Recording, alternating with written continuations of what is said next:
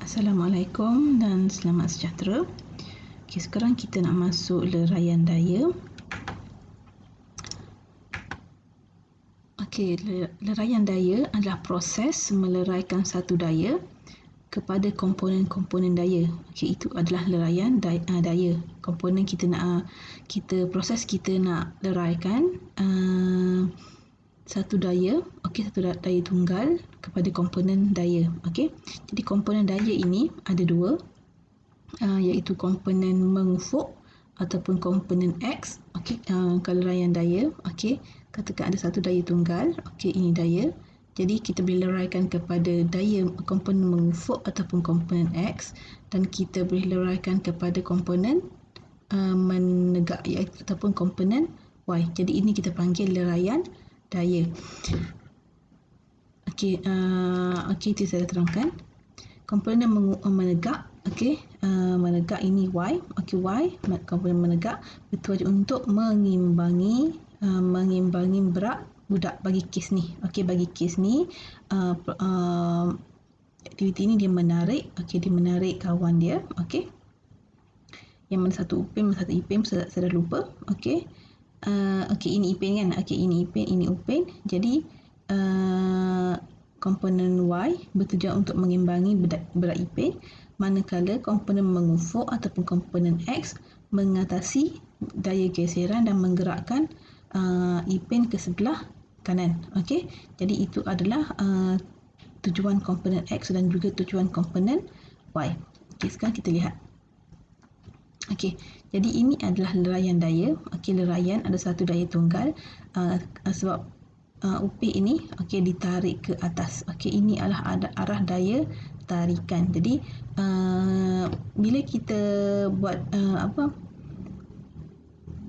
jasad bebas, jasad bebas, jadi daya yang bertindak adalah berat budak ke bawah. Okey, berat budak bergerak, dayanya ke bawah, dan di atas permukaan akan ada satu tindak balas normal, serenjang dengan permukaan. Okey, disebabkan dia bergerak ke kanan, budak ini bergerak ke kanan, ada satu daya geseran yang bertindak pada arah yang bertentangan. Okey, kemudian budak ini ditarik. Okey, ditarik, dan arah daya tarikan adalah condong. Okey, condong. Jadi yang condong inilah kita perlu leraikan kepada komponen mengufuk dan juga komponen menegak. Okey, mengufuk X, menegak Y. Okey, saya suka sebut Y dan X. Okey, jadi daya tarikan tadi, ini daya tarikan, kita boleh leraikan kepada katakan ini adalah F. Jadi ini merupakan Fx dan ini adalah Fy. Okey. Jadi F ini kita leraikan kepada komponen Fx, dan kita leraikan kepada komponen Fy. Okey, dia akan jadi macam ni. Okey, komponen daripada yang mengufuk tadi, kita dah tak kira mengufuk, kita akan kira komponen Y dan juga komponen X. Jadi saya letak langsung. Okey, di sini adalah Fx, dan selari dengan tindak balas normal adalah Fy. Jadi dah tak ada dah komponen mengufuk. Kenapa? Sebab komponen mengufuk tadi kita dah leraikan kepada Fx dan juga Fy. Okey, jadi ini adalah jasad bebas yang terakhir selepas kita dah leraikan daya yang asalnya ini. Okey, ada X ke sini. Okey, ada X ke arah sini, ada X ke arah sini. Kemudian bila kita leraikan, dia akan jadi bentuk macam ni. Dah tak ada lagi dah. Okey, dah tak ada lagi daya condong tu. Okey. Okey, ini contoh. Okey, ada satu daya, katakan ada satu bongkah. Okey, satu bongkah. Jadi macam saya telah terangkan sebelum ni, kamu nak lukis budak tu kan susah, jadi boleh lukis dengan menggunakan kotak. Kita wakili kotak. Okey, jadi katakan ada satu daya F. Okey. Ada satu daya F yang bertindak ke atas kotak pada sudut theta. Okey. Jadi macam mana kita nak leraikan? Okey, ini adalah langkah-langkahnya. Okey, langkah yang pertama. Okey, yang pertama tadi ada daya. Langkah yang pertama kita buat garisan. Okey, garisan mengufuk dan juga garisan menegak. Okey, kita lukis dengan garisan X dan juga garisan Y. Okey, kemudian jadi yang sebelah sini yang bawah kita namakan sebagai fx.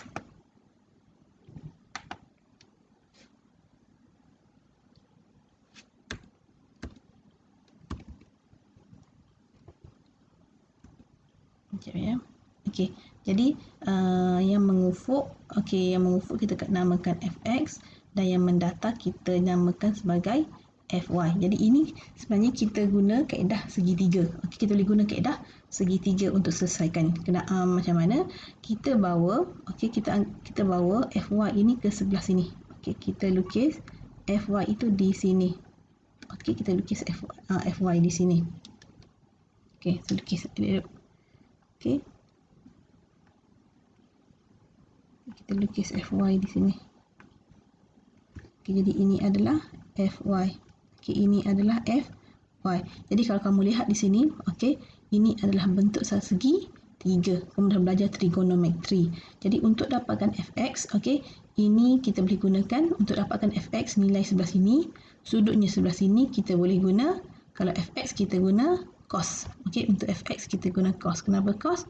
Kamu dah belajar trigonometri.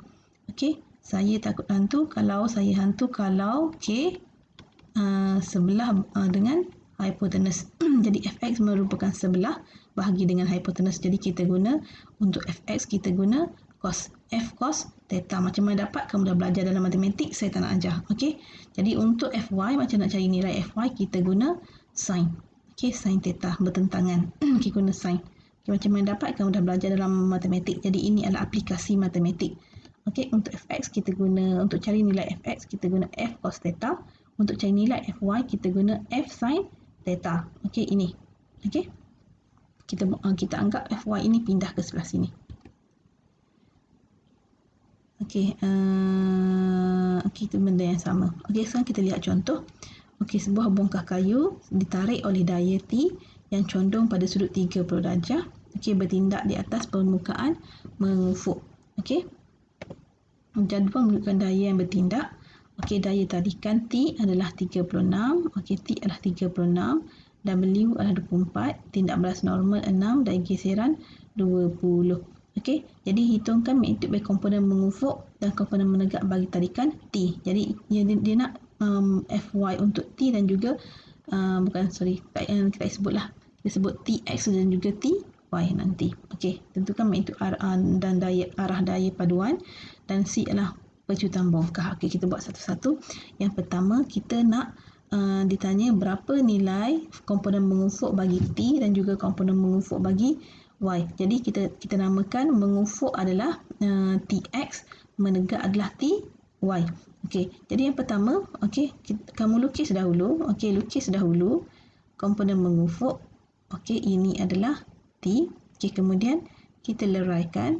Okey, ini adalah Tx dan mengufuk menegak adalah Ty. Okey. Okey, sudut adalah 30. Okey, T sama dengan 36. Ini maklumat yang kita tahu.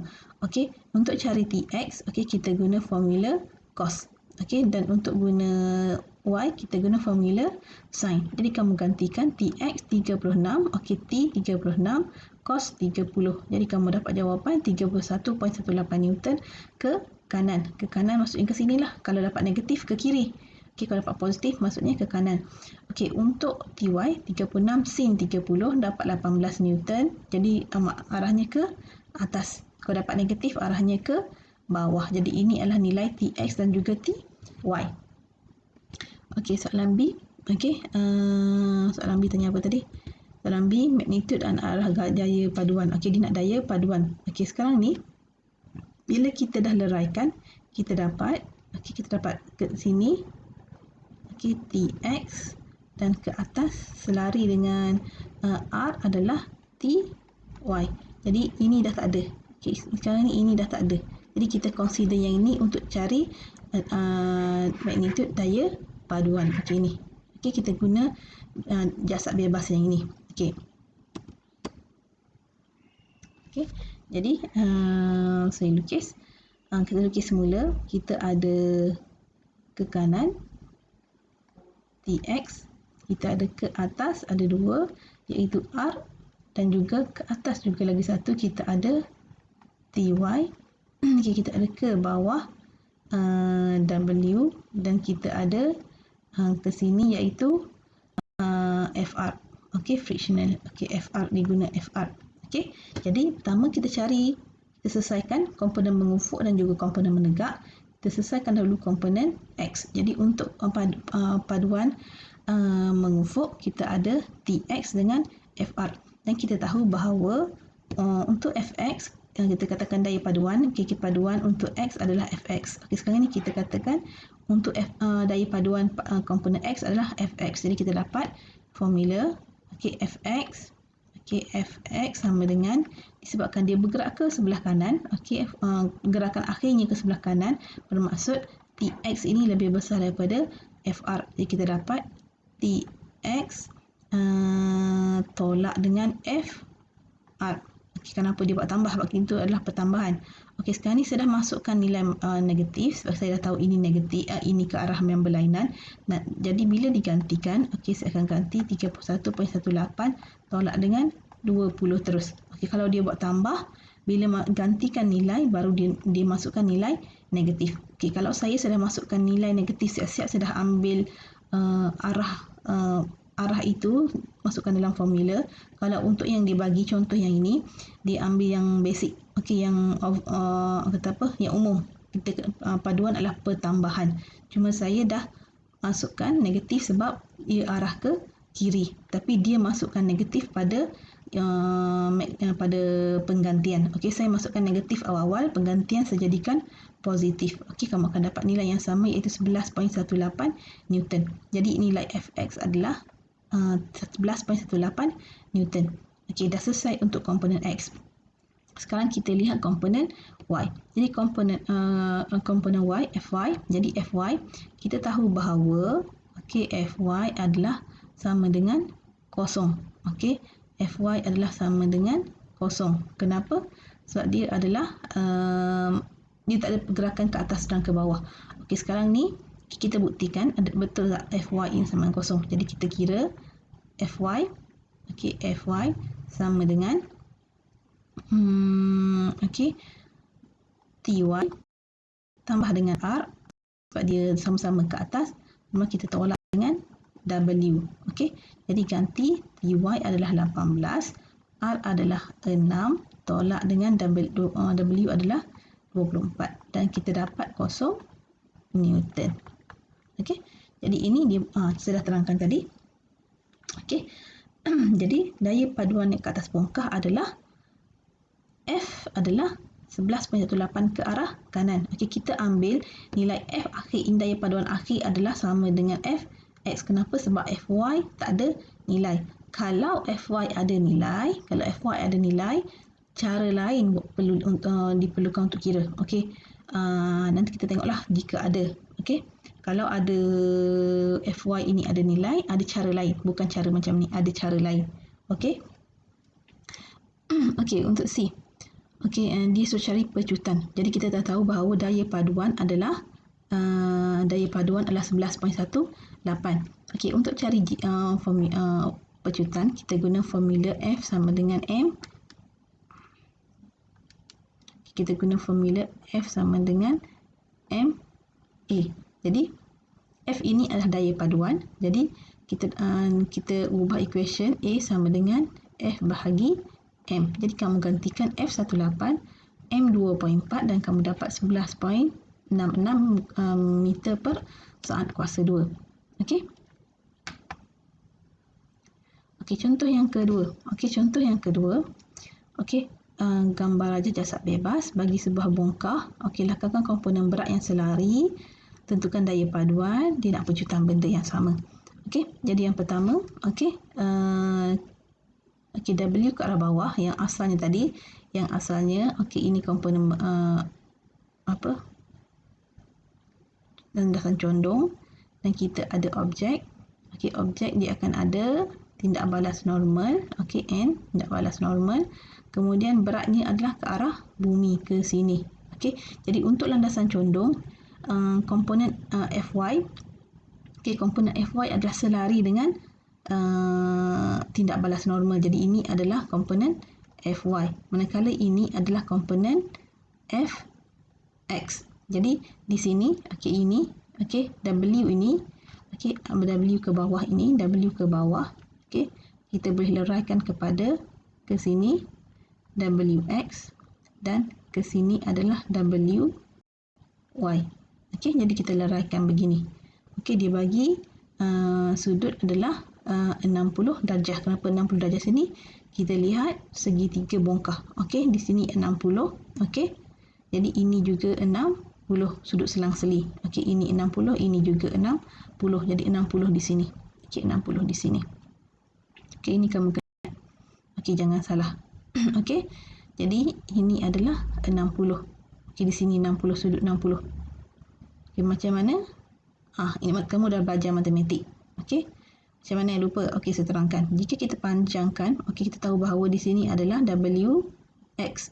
Okey, dan sini adalah ini W, jadi kita bawa ke sini benda yang sama, sini W. Kalau kita sambungkan, kita akan membentuk segi 3. Jadi ini 60, jadi ini juga 60 sudut selang-seli. Okey, matematik kamu dah belajar. Okey, jadi untuk jadi komponen Wx, okey komponen Wx sekarang ni dia tak guna cos dah, dia guna sin. Kenapa guna sin? Okey, kita lukis di sini. Kita lukis segitiga sekarang ni, okey. Di sini adalah Wx. Jadi ini adalah Wy. Jadi kita bawa Wx ke sini. Okey, kita bawa Wx ke sini. Jadi ini sudut 60. Jadi sekarang ni Wy, okey Wy kita adalah sebelah. Okey, Wy adalah sebelah sekarang ni. Jadi kita guna untuk sebelah kena guna cos. Okey, sebelah formulanya cos. Kalau Wx sekarang ni tentang. Okey, bertentangan. Jadi tentang adalah sin. Jadi untuk Wy kita kena guna cos, Wx kita kena guna sin. Jadi kamu tak boleh hafal cos x sentiasa cos dan y sentiasa sin, tak boleh. Okey, dia bergantung kepada lukisan. Okey, dia bergantung kepada segitiga yang ini. Okey, sekarang ni Wy kena guna cos, Wx kena guna sin. Okey, berdasarkan segitiga yang ini. Okey, jadi ini kamu tak boleh hafal yang sama. Kamu kena ingat lukisan ini. Okey, jadi Wx kita guna sin. Jadi Wx kita dapat formulanya adalah Wx sama dengan W sin 60. Okey, Wy W cos 60. Jadi gantikan dalam formula kamu dapat. Okey, jadi okey ini kita lukis. Okey, untuk soalan B kita dah kira ni. Okey, sekarang ni nak daya paduan. Okey, daya paduan yang bertindak. Jadi sekarang ni untuk nilai untuk paksi ni. Okey, untuk paksi apa? Sorry. Paksi X, komponen X. Okey, untuk komponen X hanya ada Wx sahaja. Dia tak ada daya geseran. Okey, dia tak ada daya geseran. Jadi maksudnya hanya Wx sahaja untuk komponen X. Jadi kita tahu untuk komponen X sama dengan Wx sahaja sebab dia tak nyatakan ada daya geseran. Jadi bila tak menyatakan daya geseran, kita anggap daya geseran tak ada. Okey, tak ada, no frictional. Okey, tak ada daya geseran. Jadi nilai Fx sama dengan nilai Wx iaitu 20.78 Newton. Okey, sekarang untuk Fy. Untuk Fy kita ada tindak balas normal. Okey, N. Okey, tambah dengan bukan tambah, tolak dengan Wy. Jadi N adalah 12. Kita tolak dengan nilai 12 juga. Jadi Fy adalah 0 Newton. Jadi bila Fy 0 Newton, daya paduan kita ambil Fx sahaja iaitu 20.78. Jadi daya paduan yang bertindak ke atas bongkar adalah 20.78. Okey. Okey, yang terakhir adalah pecutan. Jadi sama, kita guna F sama dengan MA. Jadi kita dapat A. Okey, A, F bahagi M, gantikan dapat 8.66 meter per saat. Okey. Jadi itu saja untuk leraian daya.